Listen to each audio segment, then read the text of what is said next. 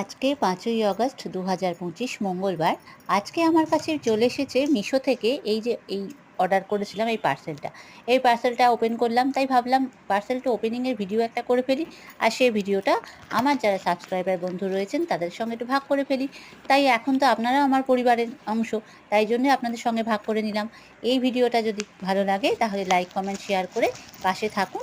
আর ইচ্ছা রইল আরো অনেক রকমের মুহূর্ত আপনাদের সকলের সাথে ভাগ করে নেওয়া। দেখতেই পাচ্ছেন কি অর্ডার করেছিলাম মিশোতে।